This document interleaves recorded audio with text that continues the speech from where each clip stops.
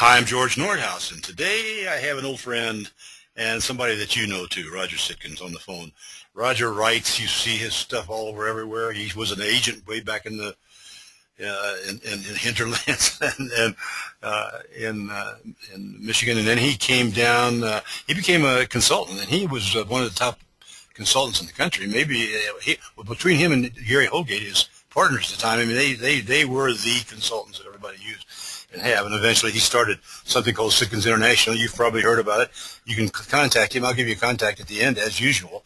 But you see Roger in Rough Notes all the time. He writes there constantly. And he's done a heck of a job with that. And I read it every week, every month. And then I saw this last time, or a couple, 3 months ago, the top 10 producer mistakes. And boy, that resonated with me big time. I said, my gosh. Nobody's ever come down and said these are the ones, but it was more than the top 10. How many were on it, Roger? About 18 or something like that? Oh, there were about 18, and we tried to boil it down to the top 10 here. Okay, and maybe you can let's see if we can talk a little louder so that people can hear us if we can. Okay. That's better. Yeah, that's good, and I don't mind doing that. People understand that. What's the agenda? Well, we're going to go through today and talk about the things that I see where the producers literally are shooting themselves in the foot. I think every producer wants to grow. I think a lot of times they, quite frankly, lose interest or lose energy, and they don't realize that they're really making mistakes, and they get frustrated, and then they get to a point where they really plateau, and they plateau at that $300,000 or $400,000 range of gross commission income, and they're making a pretty darn good living compared to their peers. But they really don't know what it takes. They don't know what's holding them back. So what I want to talk about today are those things that I see that really do hold producers back. They're mistakes that they're making. So we're going to talk about these 10 things. Number one is the service trap. 2, one of my favorite sayings, practice quoting and really no practice quoting. 3, empty pipelines. Next, whether you're a general practitioner or a specialist, not being prepared to play the game, not really being relentlessly prepared.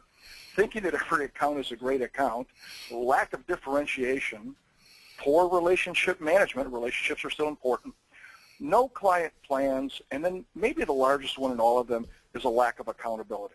So those are the 10 that I see, George. I think you're probably right. Well, let's go into the first one, the service trap. That was you guys, you and Gary. This was your thing. I think you got people really understanding the first time back in the 80s, 90s. Maybe 70s late, that this was important, and it really is important but we didn't realize it until you guys talked. Well, our original theme, the theme that Gary originally developed and we really took nationwide, was 80-00, and the 80-00 theme was that the producers had to be available to sell 80% of the time. We'd have a 0 backlog and 0 accounts receivable over 30 days. So that became pretty well known. But the more I worked on it, the more I started creating strategies to help producers grow, I realized that they really were caught in a service trap.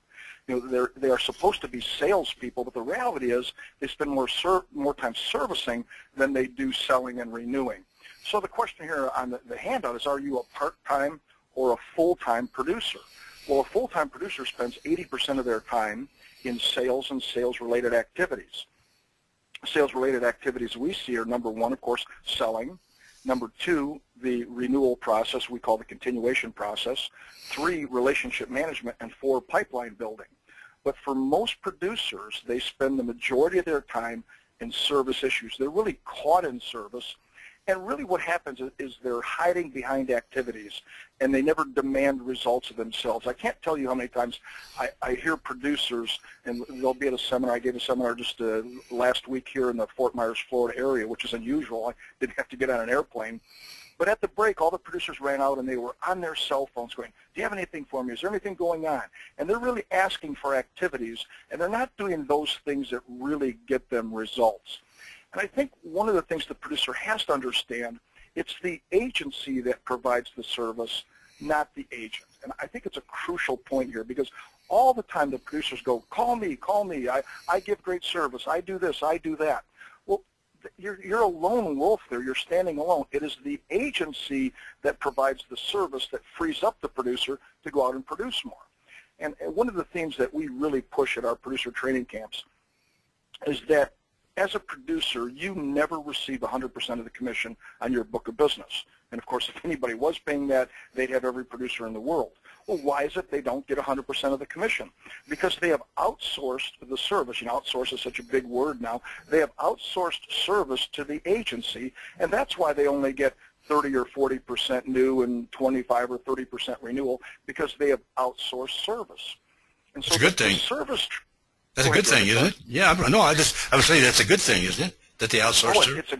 It's a great thing, because that's, you know, the unique abilities, the factory installed equipment for a producer is not servicing. It's really selling and relationship management, and we've got great internal staff that provides outstanding service. And so when you look at it and you say, okay, service has to happen because, you know, we have to sell something. That's where everything starts. Then we have to service it. But if we give poor service, we lose the account. Well, what I see is when the producer looks at the two most important things they have, their time and their money, you can't give both to service. So give it part of the money your book creates, but don't give it time. You're already paying someone else to do it. So the service trap is crucial because we just have to do a strong service handoff and create a very effective high-performance team that takes care of the client. So that's really the first mistake we're seeing. The second one is something that I think you made up. Not made up, created the words, because I never heard it until you said it. Practice quoting. Practice quoting. You know, I'd love to have just 10% of the resources wasted in agencies that are giving quotes to people who, quite frankly, don't have an interest in moving, who are just going through, in the old days, the yellow pages. Now, of course, they're just covered up by messages online, on TV, on the radio, call and get a quote, call and get a quote, call and get a quote. And producers will go out and they'll literally give a quote to somebody who says, you know, we're just trying to keep our current agent honest. Oh boy, okay, I'll give you a quote. I might get lucky. What we see is that the average agency and average producer has a closing ratio way less than 25%. In other words, 1 in 4. Most agencies is probably 1 in 5 or 1 in 6 in commercial, okay? And so think of the resource that is wasted chasing people who are not serious, chasing people that, quite frankly, we don't have the rules of the game. We don't even know what it's going to take for them to move their account.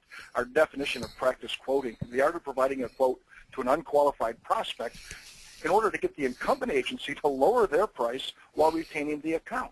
I think it's just a lot of wasted resource. So one of our rules we teach, the best day to lose the sale is when? It's the first day. If you get in there and they're not qualified, get out now. Don't waste any more resource on it. Good point. Number 3, empty pipelines. Where have I heard that song before? Oh, boy. If we could solve that one, we'd all be squad billionaires. We see a normal improvement cycle that producers go through when we work with them. And it's 4 steps here. It's number 1, improving their conversion ratio. Now, conversion ratio is what % of the first appointments move forward to the second appointment. And in our approach to selling, the first appointment is an executive briefing. It's really a risk-based conversation based upon risk-based questions that get the prospect to realize that what they're getting from their current agency really isn't helping them control their total cost of risk. It isn't helping them become more attractive to the insurance marketplace. But yet what we see is the vast majority of producers and agencies never measure what I consider to be one of the most important critical indicators, or KPI, key performance indicators, of conversion ratio. So what % of first appointments move to second? And the second appointment in our process is a risk assessment, a risk reduction workshop.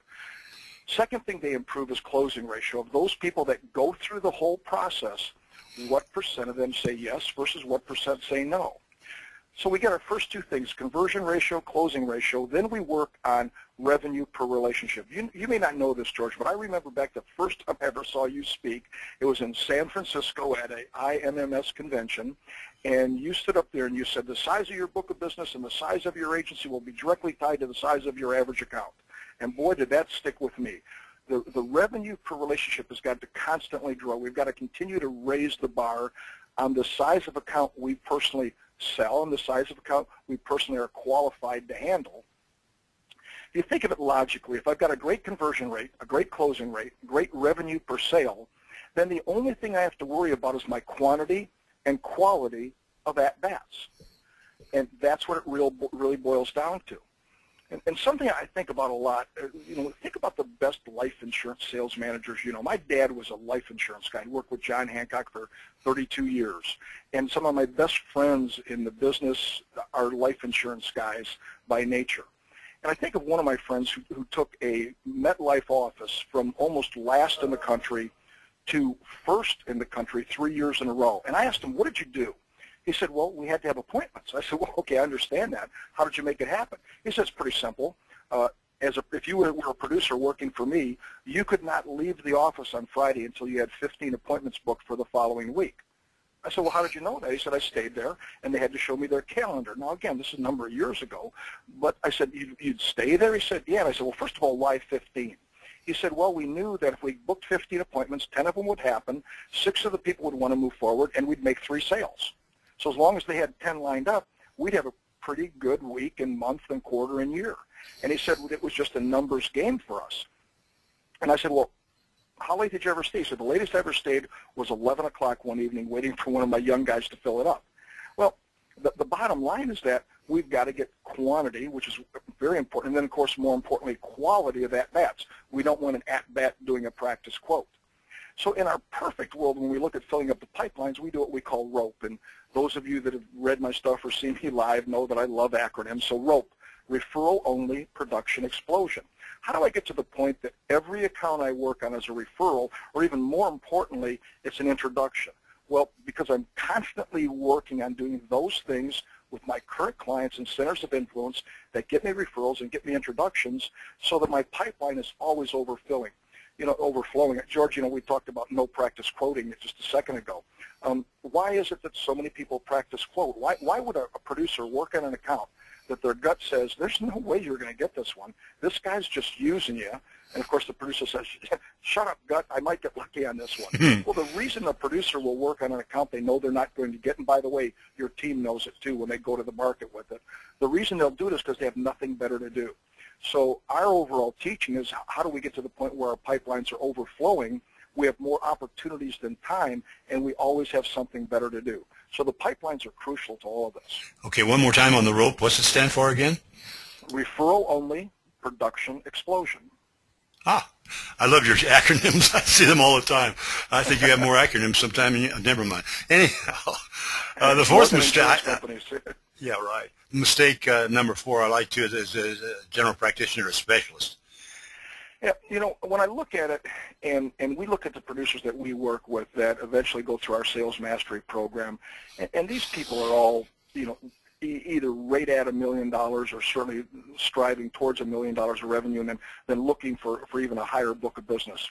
And the vast majority of them are not general practitioners, they're specialists. If you think of any industry, any profession, specialists will always make more money than general practitioners, whether it's law, medicine, accounting, consulting. We're specialists. We only work with independent insurance agents and brokers. That's all we work with. We'll not consult with any other type of business. It's always within the insurance industry.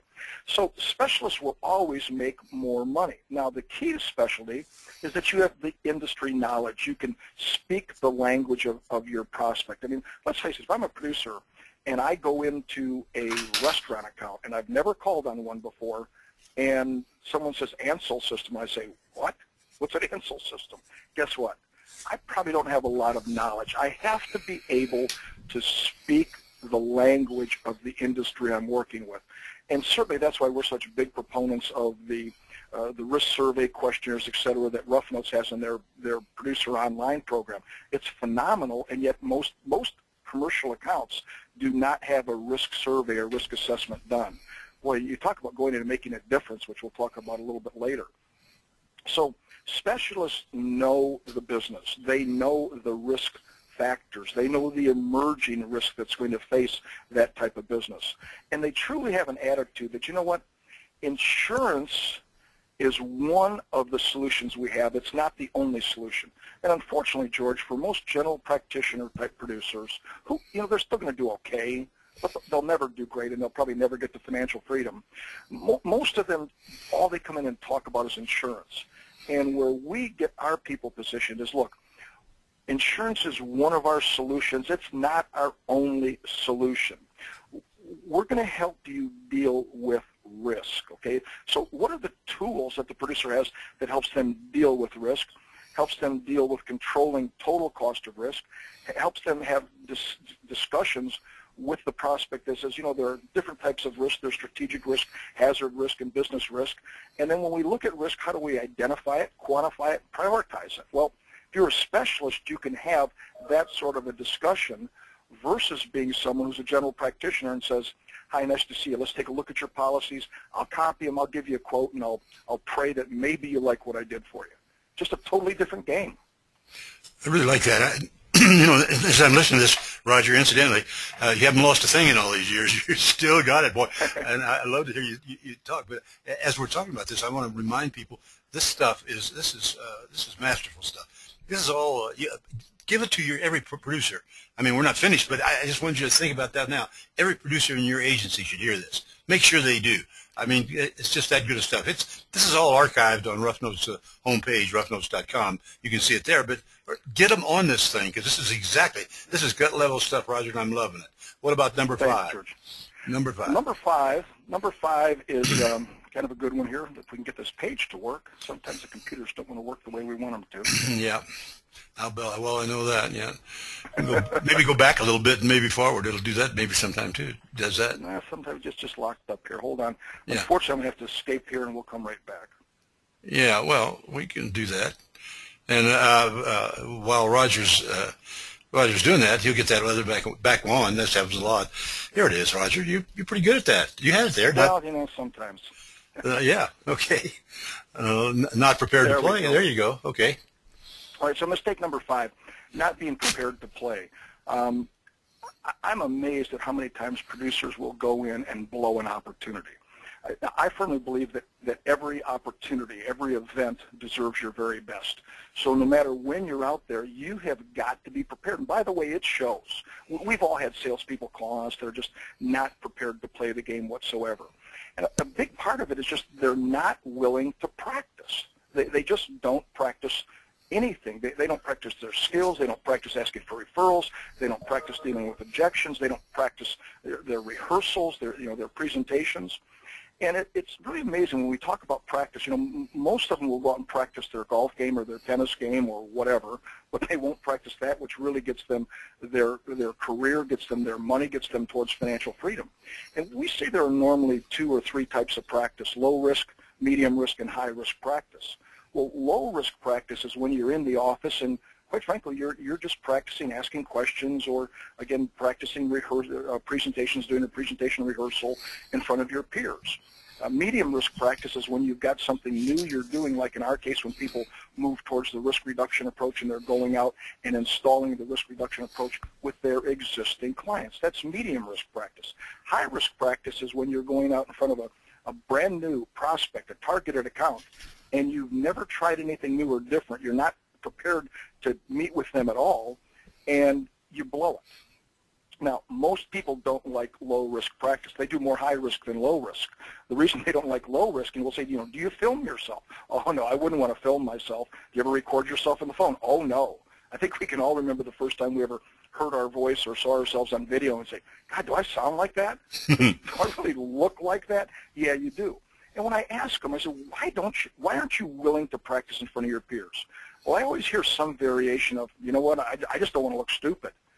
You know my response, George? If you're going to look stupid someplace, it better be in the agency in front of your peers, not out there and blow a great opportunity. And so much of it is a lack of research. Let's face it, in today's world, it's so easy to learn so much about the prospect you're going to see. We have a rule that we instill within the producers, and some do it, some don't. We can't make people do what they don't want to do. But we say, look, if you're really serious and you're really prepared, before you ever go out on any targeted prospect, if I'm your sales manager, you need to send me either a voicemail or an email with the first 3 risk-based questions you're going to ask this prospect based upon the research you've done on their business. Because the worst thing a salesperson says today is, hey, nice to meet you, so tell me about your business. What do you guys do here? Wow, you are unprepared and I don't have time for you. So the more research we can do, the more practice we can do, we are now relentlessly prepared to play the game. And guess what? That shows too, prospects appreciate the professionalism. Really fascinating. I never really thought of it that way. I'm going to go ahead and start filming myself. Now you got me worried. Now you say that the next one is every account is a great account. Yeah. How about a little video one or something? Yeah, every account is a great account. Anybody that can fog up a mirror and pay in American dollars, I'm pretty sure I'll talk to them. And we just see producers, this really gets back to confusing activity with results too, is that we're just chasing the wrong accounts, and we might be really excited because we wrote a whole bunch of minimum premium bops today. Well, if I'm a brand new producer and I'm out there playing in the traffic, just trying to learn the game, that's one thing. But when I get serious about it, number one, I have mass, minimum account size. I draw a line in the sand and I just say, I'm never going to write another account that falls below this minimum. Because, again, size of your book of business, George, is based upon the size of average account. So we draw a line in the sand and just say, I'm going to start targeting people that are above X. And then the next one, past targeted account size itself. So mass is minimum. That's the smallest account I write. Past targeted account size really gets more towards this next bullet point of ideal future client. The old saying that without a goal, without a plan, all roads lead there. Well, it's the same thing. If I don't know what an ideal future client looks like for me, then I'll chase everybody. Easiest way to find out as an individual producer what an ideal future client looks like, take a look at your top 10 accounts, find the common characteristics among them, and now start replicating them. That's your future ideal client. Rudy and Ruby are in here. It's kind of a funny thing. One of our great members out in California, one day in an online session, a sales meeting we were running, I asked the group, I said, who's your guy? And I got some feedback. What do you mean, who's your guy? I said, who's your guy? Who's the guy you want to chase? What's that future client look like? Because every account is not a great account. The reality is that most agencies lose money on the bottom 50% of their customers and don't realize it. And what we wind up having is we have profitable accounts subsidizing unprofitable accounts. That's a whole other story. But when we start saying, who do we really want to add? Well, this agency took it to heart. They had a great brainstorming session about it, and then this was right when the movie Rudy was still pretty popular, et cetera. And they said, Rudy's our guy. And they called me and said, okay, we've got Rudy. In fact, we're going to send you a picture of him. And what they did is they went and got a mannequin, a male mannequin. They put on nice golf slacks on him, nice loafers, a golf shirt with the agency logo on it. And then on the wall next to it, it said Rudy. And then there was a definition of Rudy. And then they did research, and they found there, I think it was 642 prospects. And they were in a large metropolitan area out in the West Coast, George. 642 prospective companies that matched up against Rudy. Then they started specific marketing to them, looking for referrals to them, et cetera. And every time they wrote an account that was a Rudy, they printed out the logo of the account and started pinning it on his clothes. And the goal was to cover him up. Everybody went, that's a pretty good idea. And then this was really a fun agency, and they would go to happy hour every once in a while. And they actually a couple times took Rudy to the bar with them on Friday afternoon just to reinforce it. Wow. Well, then the benefits producers were saying, hey, what about us? Okay, let's get Ruby. So we had Rudy as the P&C ideal future client and Ruby as the ideal future client for the benefits, and that's because they got a female mannequin, dressed her up, same thing, a nice lady slacks and a golf shirt. And they actually, that summer, when they had their company picnic, Rudy and Ruby went to the beach with them. So it was a great event for them. But at least they recognized you. Yeah, that's great. Great idea. So the biggest thing overall here with an account not being a great account is if the account's a part-time client. You have to have full-time clients. I don't know why you would ever write an account. And okay, there are always some reasons. Make sure they're not excuses, by the way, or alibis.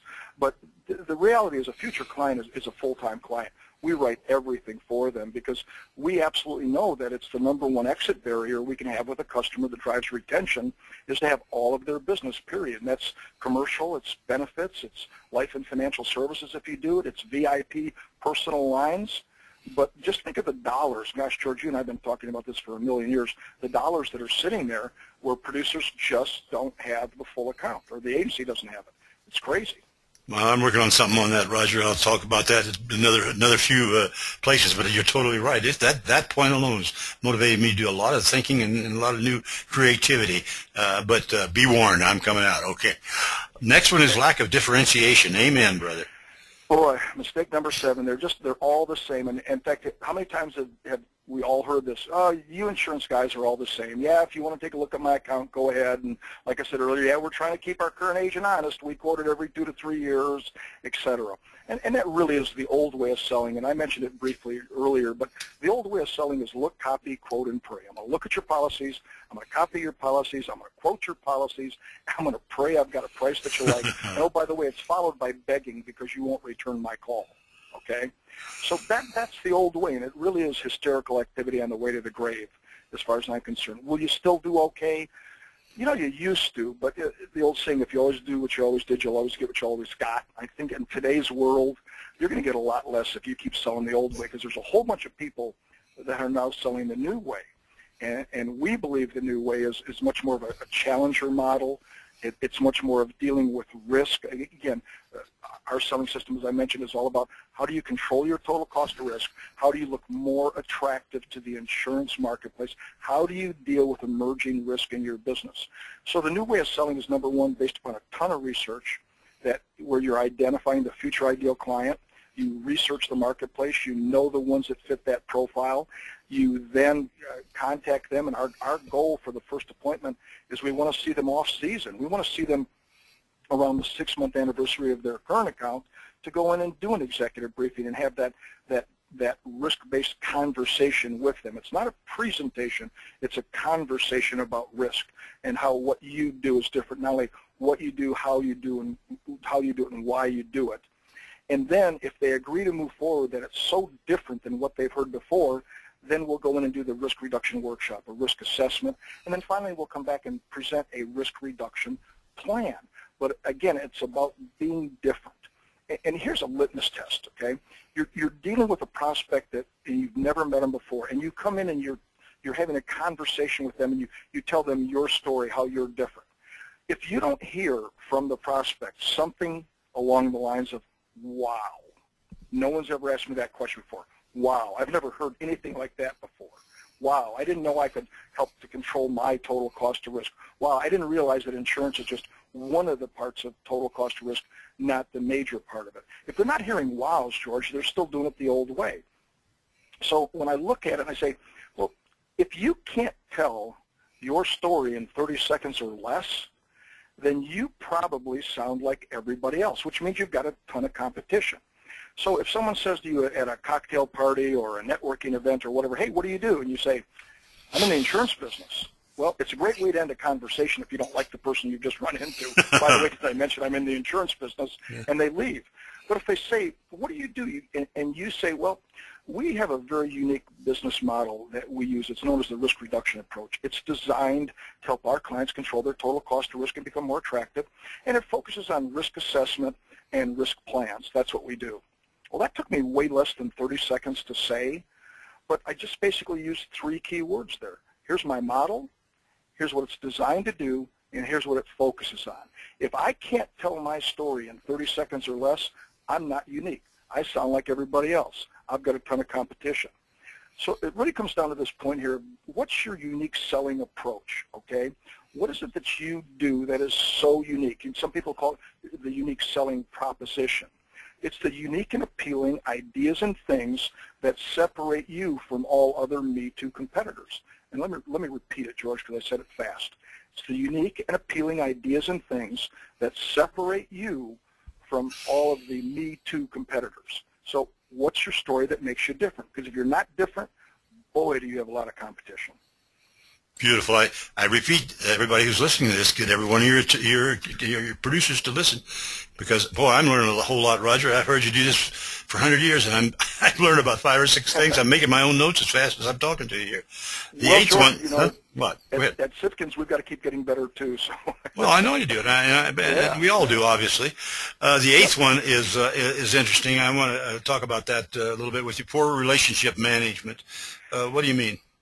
Well, you know, relationships are always important, and there certainly are people that do relationship selling only. We believe in more of a challenger sales model now, but we do know how important it is to have great relationships and have a great brand with that relationship. So the types of relationships that should be proactively, not reactively managed: clients, prospects, the insurance carriers, the team members, and the centers of influence.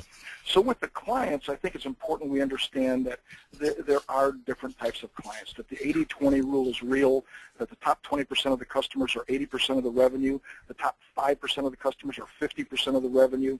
So when you look at it, you say, we really do have to understand who are the vital few clients versus the trivial many.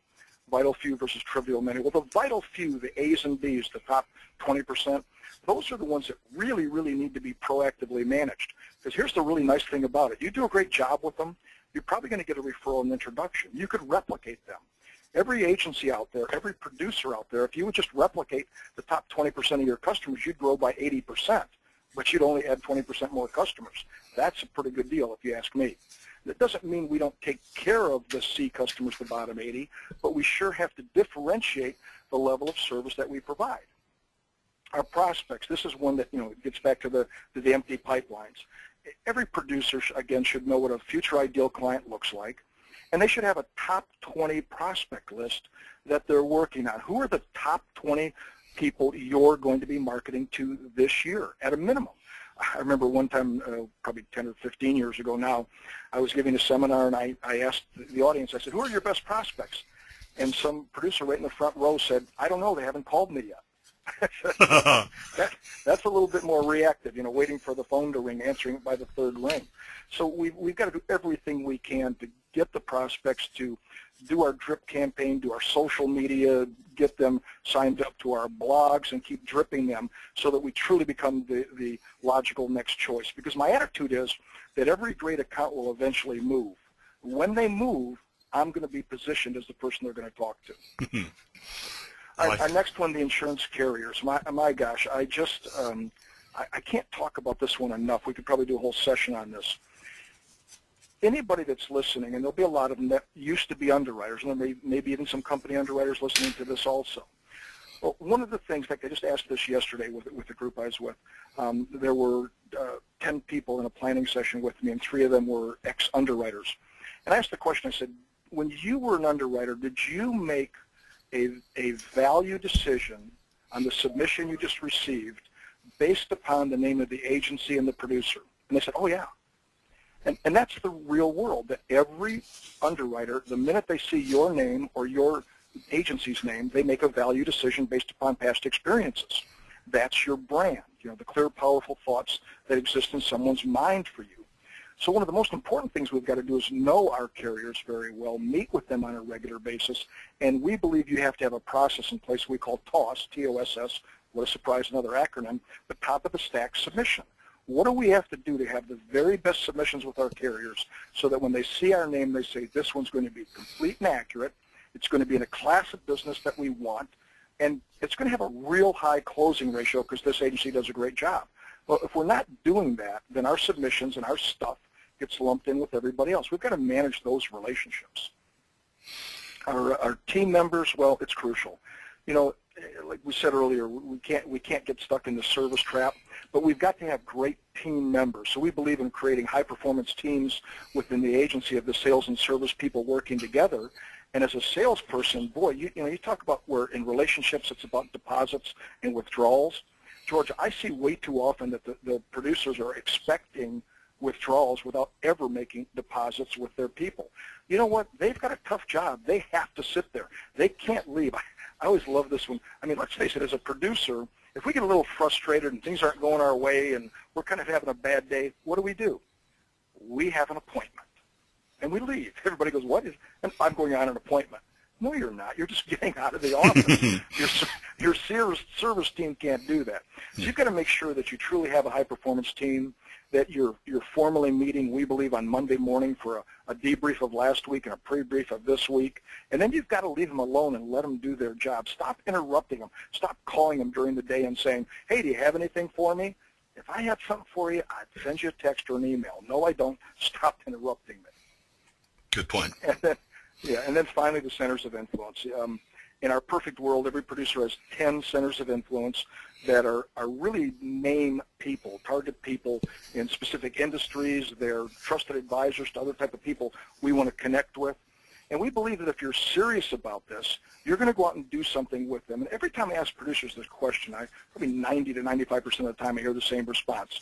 What normally happens within 2 to 3 weeks, 2 to 3 months, after having breakfast, lunch, dinner, sporting event, round of golf, theater, concert, whatever, with a center of influence? Well, I get a referral.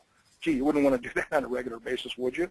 So why not have 10 centers of influence that you do something with once a quarter and you spread it out? So you have 40 things you do over 12 months to help you fill your pipeline.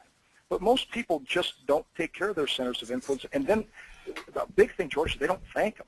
They don't send them a thank you note. They don't send them a gift. They don't send them tickets to something. They just don't work the relationship. So every relationship's about deposits and withdrawals. You know, this is a perfect opportunity for me to tell you that next week we're not going to have a guest. I'm going to be the guest.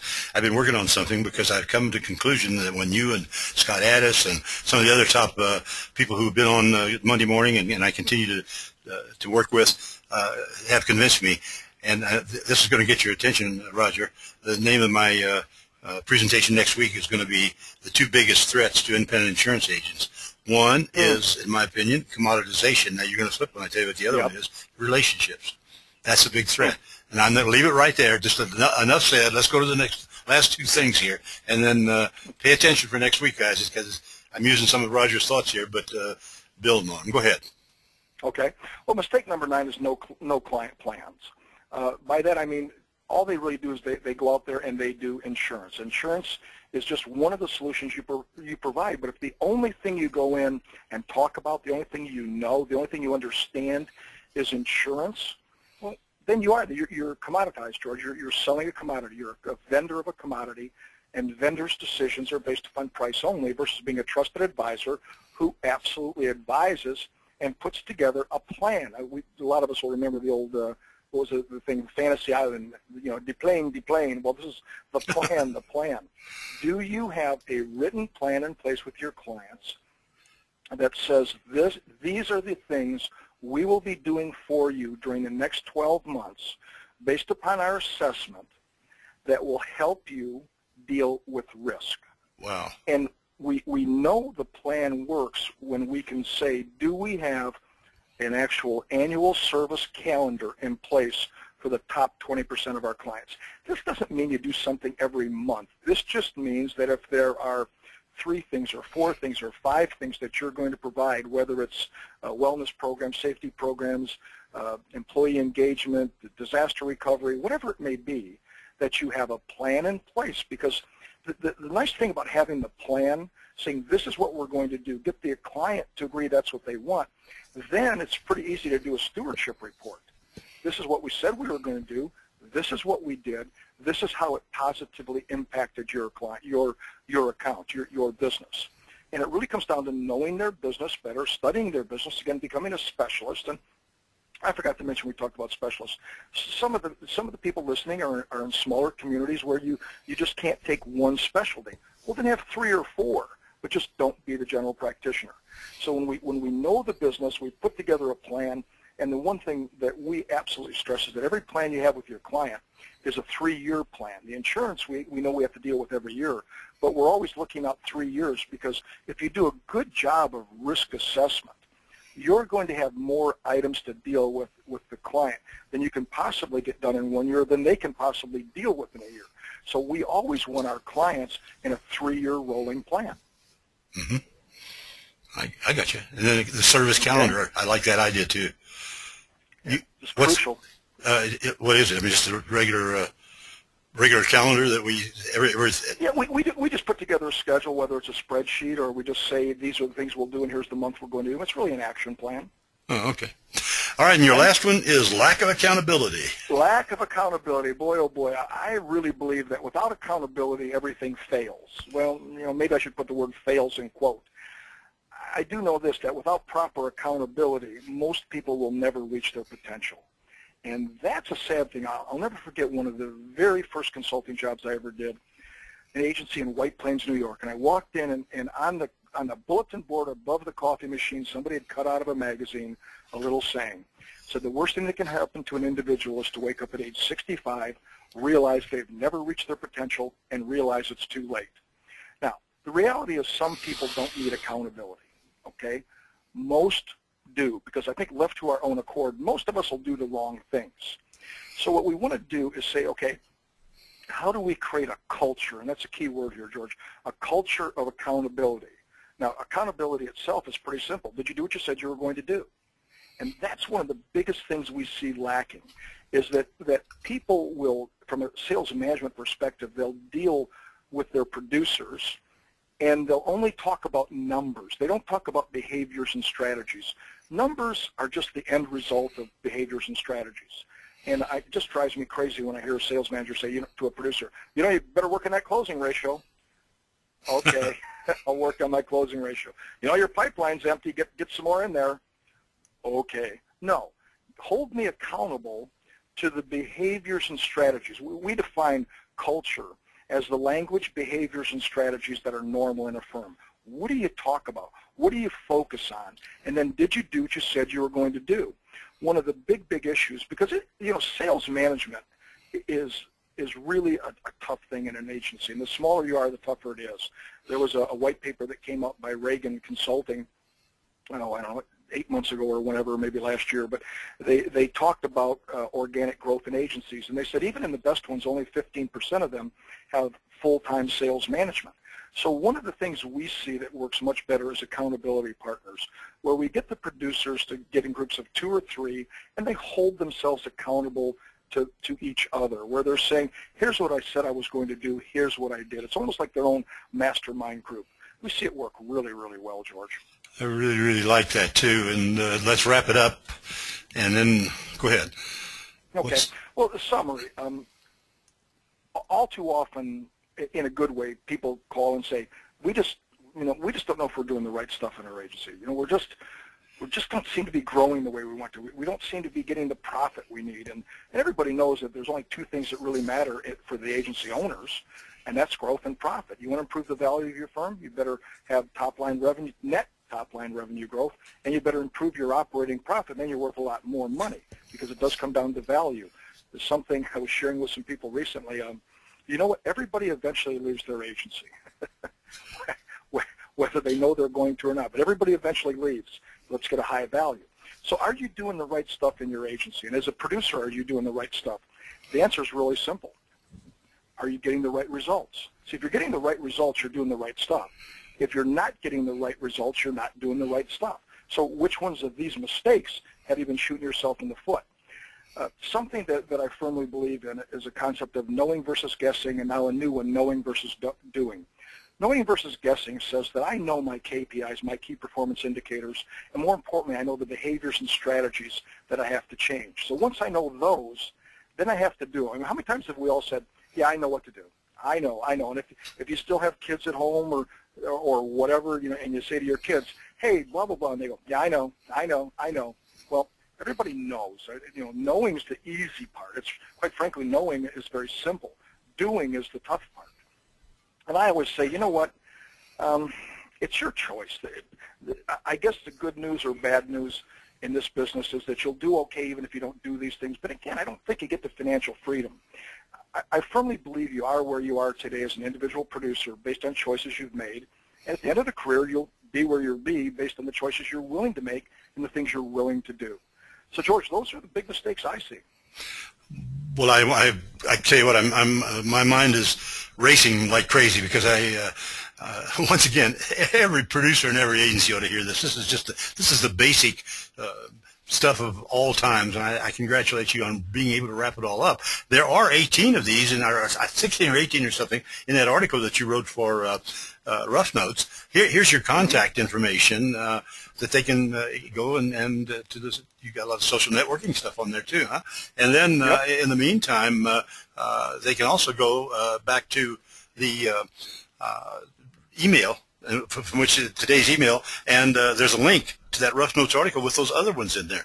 I think these things just should be on every agent's wall, Roger. Again, I don't want to be syrupy, but it's just a wonderful presentation, and I'm glad you did it. You've taught us so much over these years that people don't even know how many things they're doing in their agencies today, because you and Gary Holgate came along and said, this is what you really ought to do. I don't have time to tell people, but boy, it is fascinating stuff. Go back to the, once again, next week I'm going to be talking about those two biggest threats to agencies, and that is commoditism and relationships. That sounds strange. Well, we'll talk about it. And in the meantime, you can get the Insurance Community Center quiz flash back on the email, and get today's 5 questions on that, and you'll also have the E&O tip of the week. And then you go to the Rough Notes there, you'll see it, and click on, and there's the archive, and there's these grades. They're getting better and better. Roger, once again, a heck of a job, buddy. Thank you very much. My pleasure, George. Thank you.